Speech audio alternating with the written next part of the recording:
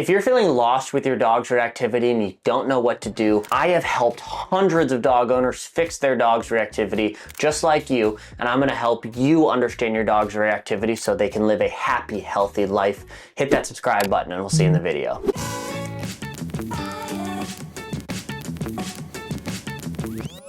So you're struggling with your dog's reactivity and you don't know what to do. To get started and to understand it, we need to figure out why is our dog reactive. Most commonly, it's either because of fear and they are trying to communicate with another dog to get the F away from you, or it's excitement, which then builds up to frustration. Excitement to go see or play or greet another dog or whatever trigger that causes them to be reactive. And why do they do that? Because it is self-reinforcing. And what I mean by self-reinforcing is them doing the behavior makes the behavior more likely to be repeated. You doing nothing, you not stepping in, you not communicating anything is actually encouraging a behavior. And by ignoring it or trying to address it but not doing the proper things, you're actually making the reactivity worse. And no fault to you, I know, right? There's a lot of information. We talked about this, but we have to understand the dog's mindset to the problem. Dogs are more likely to repeat behaviors that have a desired outcome. And a desired outcome could be, I bark, I lunge, I go to this dog, and I get to say hi to the dog. Even if it's 1 out of every 10 times, the reinforcement of that behavior is very exciting and they are going to seek that every single time. On the other side of it, if your dog is fearful of other dogs, dogs are a lot less likely to repeat behaviors that led to undesired outcomes. And so if your dog is fearful of dogs, they are trying to get away from the other dog. And what do we do as dog owners? In this situation, our dog barks, lunges, we go the other way, the other dog goes the other way. The dog in their mind is like, phew, all right, that worked. So them reacting is actually reinforcing, and we need to step in to actually communicate the proper behavior. That leads me into my second point, which is you likely have an unhealthy relationship with your dog. You might say, Ethan, no, I have a healthy relationship with my dog. I don't need any of this relationship crap. And I'm gonna tell you, you do. Because you can't get your dog to stop doing a behavior. Your dog doesn't understand to stop doing a behavior, so there is a breakdown in communication somewhere. And as a professional dog trainer, I've spent my entire career looking for the perfect leash. There's none out there, so I made one on my own. This is the NCA Biothane leash, and it's a leash I use with every single dog. Why get the NCA Biothane leash? Well, first, has a carabiner, easy to clip. It also locks. When you put it on your dog, you can twist the cap, locks, your dog's not getting off, but it's not all. Secondly, it's made out of biothane. Biothane is durable, it's weatherproof, and it has no flex. If you know anything about leash pressure, if you've seen any of my videos about it, you want a leash that's tight. You don't want it to stretch. And last but not least, when you watch more of my videos and you get your dog off leash, well, what do you do with your leash when your dog's off leash? Most owners will just carry their leash around, not know what to do. Now, has a little clip, you clip in there, you can put it around your shoulder. Now, you don't even have to carry a leash around. There's not a leash on the market like this. Check it out, get one for yourself today. Every single reactive dog I've worked with, I mean, every single one has other behavioral problems. And they could be other serious behavioral problems, but they also could be very minor things like counter surfing or not sitting when told to, or not recalling or barking at strangers or jumping on people, right? There's all these behavioral problems. And if your dog has any other behavioral problem, I guarantee you it is related to their reactivity. The reactivity in a dog, we like to think of it as, okay, what do I do to fix this one problem? What do I do with my dog to fix this other problem?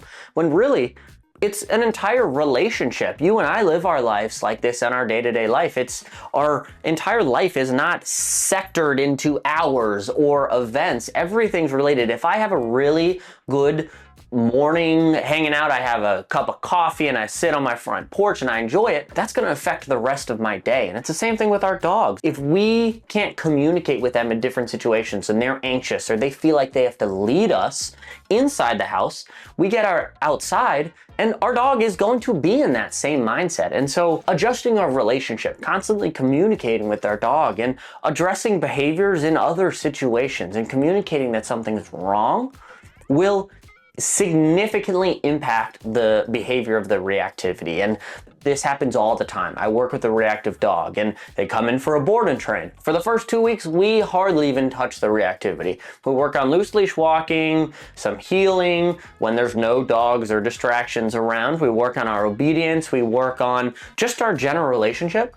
And then we go outside to try to work on reactivity, and this happens all the time. The dog is not reactive anymore because we've adjusted our relationship. And so it's important that we think about this, that don't look at your dog's reactivity as an isolated event, but really address all other behaviors in your life. And there's a lot of, again, right, there's a lot of information on how do we address certain behaviors, but at the end of the day, if your dog is doing something inside your house that you don't want them to do, don't let them. And that sounds really easy, and honestly, it's almost as easy as it sounds. But you have to lead your dog. You have to communicate that they are doing something wrong, because again, we can go back to this example. If your dog was a wild dog out in the wild, they would likely be doing very similar behaviors, and it's our responsibility to communicate what do we do in this domesticated world as a dog, not in the wild. But stepping in and just guiding our dog in the right direction outside of the reactivity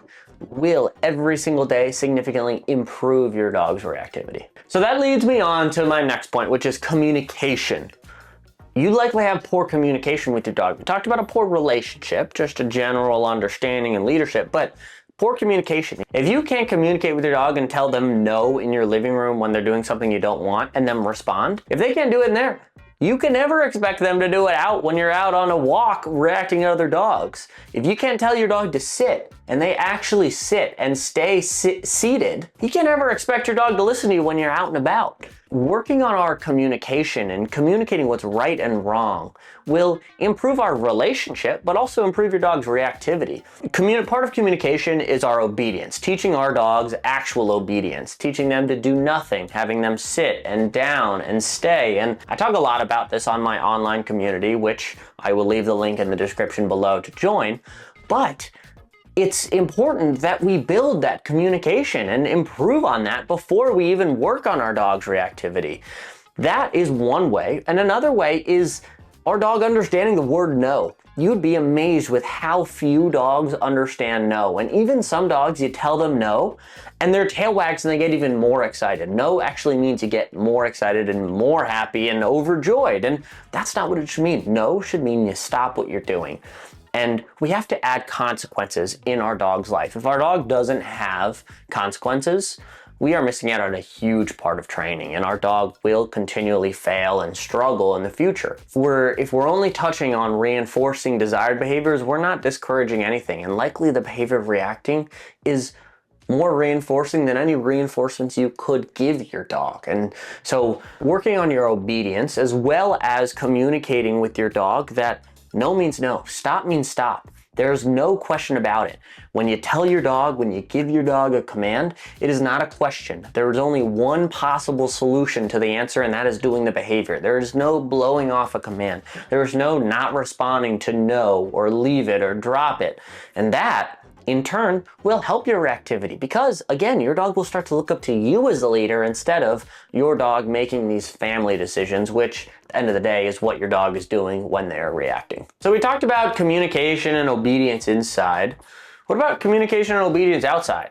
That is something that we always miss out on. You would be amazed with the amount of dogs that show up for a private lesson to work on their reactivity that pull their owners around like crazy. They have no leash manners. And if your dog has no leash manners, of course they're going to explode when they see another dog. It's like taking a soda can and shaking it constantly on your walk, and then you see another dog and suddenly you pop the tab.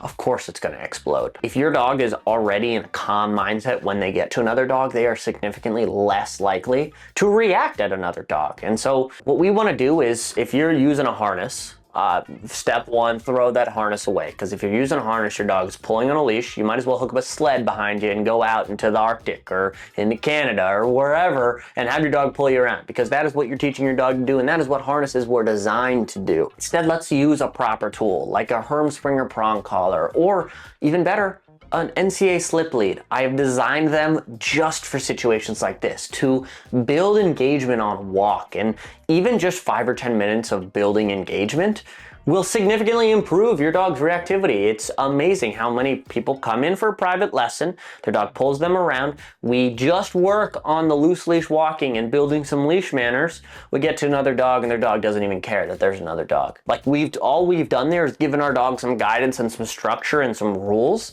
and most dogs take that guidance and structure and they run with it. They just look up to us, and the reactivity oftentimes is completely gone. And so if you're struggling with reactivity and your dog pulls you on a leash, step 1, perfect loose leash walking. Also do these other things that we talked about in the video, and your dog's reactivity will be completely gone in a matter of days or a week or 2. So try these at home. I really appreciate you sticking around to the end. I know we can get through this with your reactive dog. Hit that subscribe button. We'll see you in the next one.